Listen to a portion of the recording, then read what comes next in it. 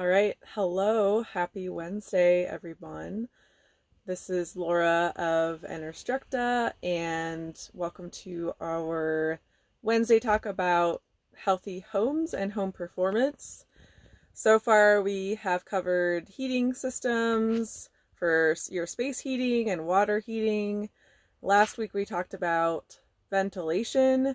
And so this week, we are going to be talking about a topic probably most on our minds, and that is air air quality and air purification systems, as well as air quality monitors. So all kinds of indoor air quality concerns and things you can do to improve your air quality. And before we go into that, I just want to put out a general reminder that when you are looking at the health of your home and making home improvements, it's really important to look at your house as a system so that everything is interconnected in a way. So if you end up putting in insulation or doing air sealing, which are two topics we'll be talking about in the upcoming weeks, that you're also making sure you have adequate ventilation. And then if you are maybe remodeling, like adding in a new bedroom or carpet or kitchen, that you are selecting materials that are going to be healthier for you and not have things like volatile organic compounds that are going to be off-gassing. So there are a lot of pieces to this puzzle of having a healthy house, and every house is different and unique, and so those are things that I can help you with if you have questions.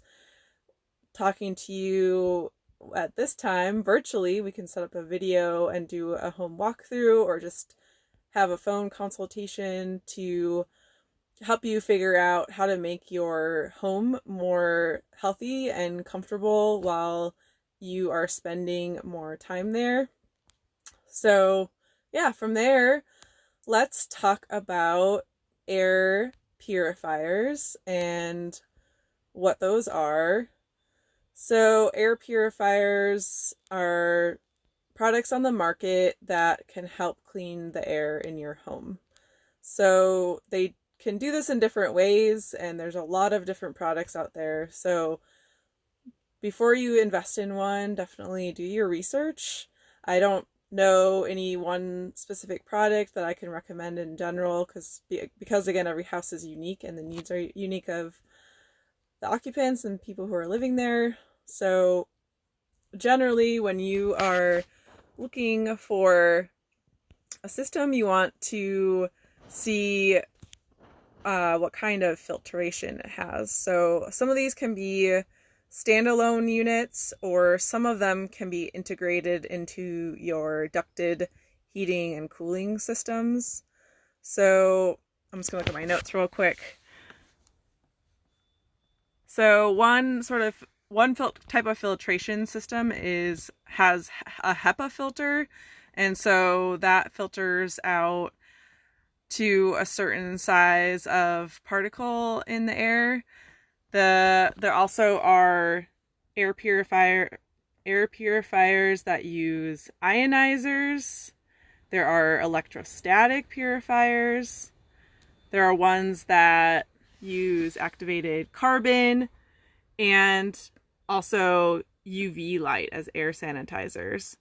Now, some of these can produce a little bit of ozone, which is not ideal, but generally, again, look at the specific product to see if they are producing any, and generally I've seen some that are just producing a low amount. So you just have to balance the quality of air in your house versus having that little bit of ozone production.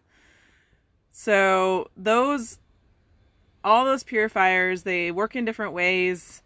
I will be putting I've been turning these videos into blog posts, so I will have more information about that, so you can just quickly look at the different types. And so basically, you'll want to figure out what kind of air purifier system is best for you. So maybe you have allergies, or maybe you are dealing with mold issues in your home.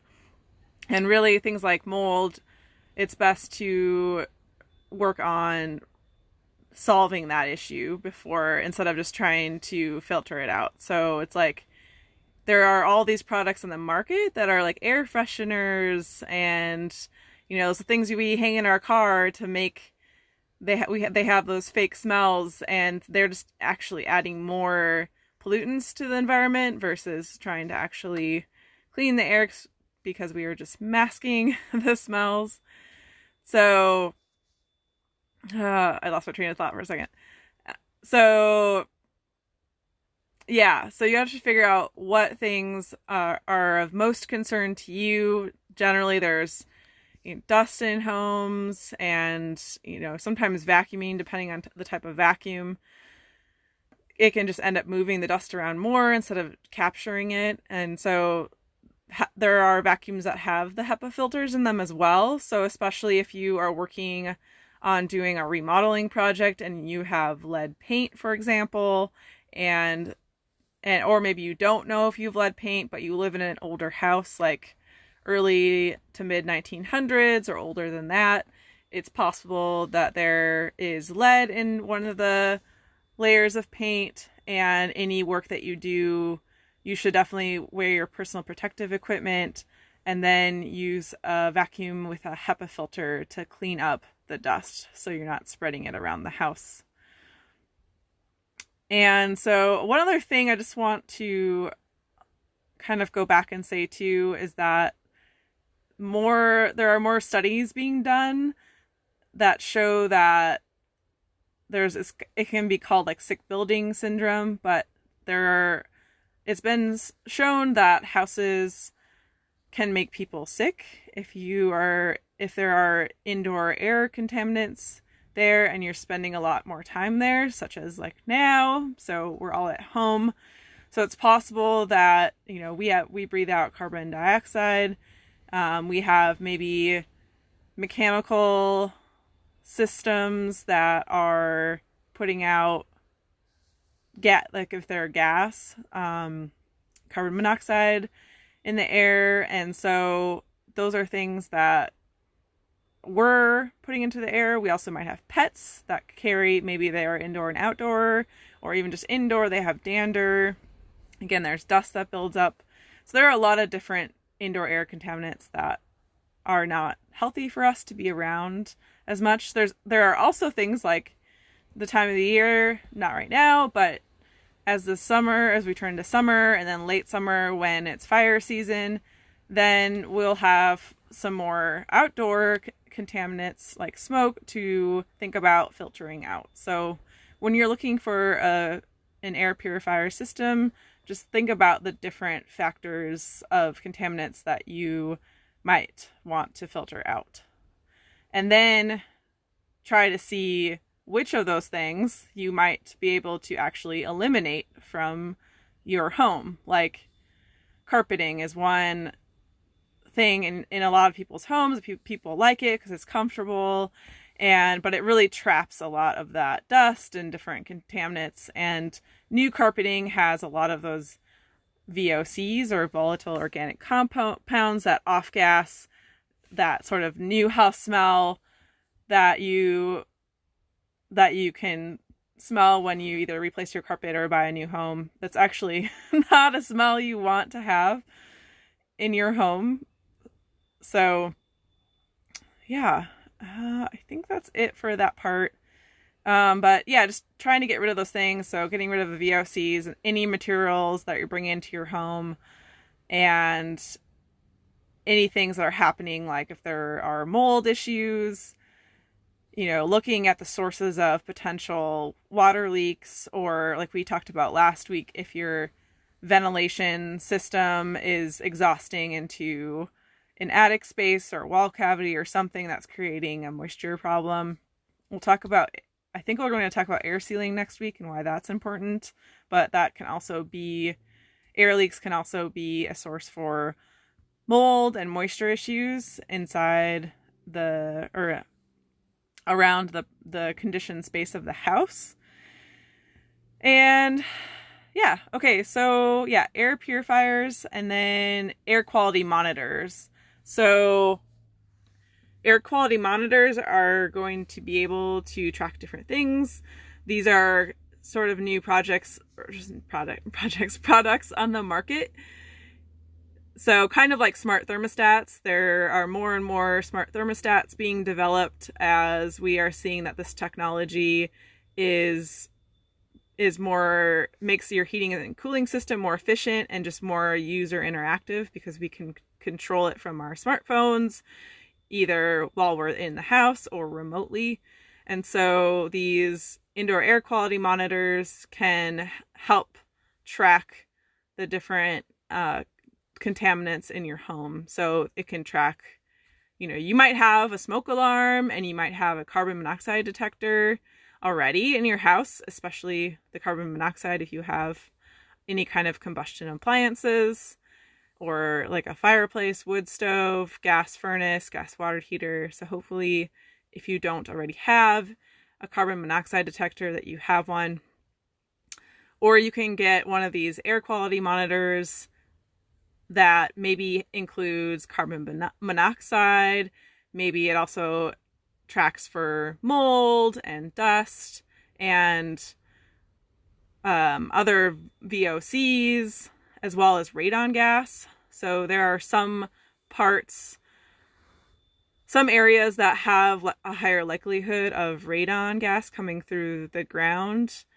I know there's some areas of Portland, like from the Missoula floods, that carried rock ended up in certain neighborhoods. I haven't seen a ton of areas out here in the gorge that have radon concerns, but that's definitely a big issue, especially if you have a basement that you use as living space or is maybe not totally sealed off from the ground. So I actually used to work for a company that installed radon mitigation systems. So there's specific testing you can do to monitor the radon in a house to see if it's at an actionable level where you want to actually install a system that's basically a big piece of pipe that runs from underneath the slab in the basement, or maybe from a crawl space, and it goes all the way up through the house and vents out at the top of the roof line.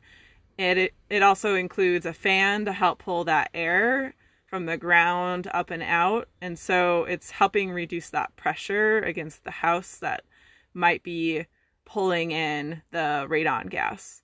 So yeah, these air quality monitors are pretty cool. I don't have any direct experience with them, like in my own house, but I might actually, now that I've been talking about it, I might actually do my research and install one in our house once it's done, because it's going to be really tight construction, and we are going to have a heat recovery ventilator, or HRV, in our house. So that's going to be pulling in fresh air and exhausting stale air through a heat exchanger core. And I just learned, I think it was yesterday, that like HEPA, there are, for filtration, there are MERV ratings. So generally they're saying you want to filter out most different particulate matter. You want to have at least a MERV 13 or better. And this is a filter that can be in like a furnace system or in its own unit. So, but what I learned about the HRVs is that everyone's a little different, but generally some of the ones on the market right now have a MERV rating of 6. So that is not very high. So, might be worth looking into having some kind of air purifier, or at least at the minimum, a monitoring system installed in the house first to see if we have any issues with our indoor air quality in a tighter house. So one other thing I just thought about as far as things you can do for air quality is make sure, and mold, again, which we talked about last week, is make sure you have ventilation fans in your bathrooms, especially in areas where you're showering or bathing, and make sure that you're actually using them when you're doing those things, and leave them running for at least 10 minutes after you are done, so it can help the moisture in the air be exhausted to the outside. In addition, you want to make sure you have a kitchen or a fan over your range in your kitchen that is directly connected to the outside. I've lived in homes without them, and it's just not only all those contaminants build up in the house and just makes it, just the air quality isn't as good, and it's just like we have to open up a window. That's really the only solution, unless you, like, especially if you're a renter. So in all the situations I've been a renter, and I suggest putting in a ventilation system for above the range, but that's up to the owner to install. So make sure if you have your own house and you can install a range hood ventilation system, make sure you do that, and make sure that you use it when you're cooking, so that can help reduce those contaminants. Also, electric cooking is cleaner than gas, so think about having an induction cooktop. It's a newer technology, but I really like it. You can, like, a lot of people love gas cooking, but the induction's really awesome, and just the evenness of the cooking and how fast you can make food. So, which is great for me, just because I don't like to spend a lot of time cooking.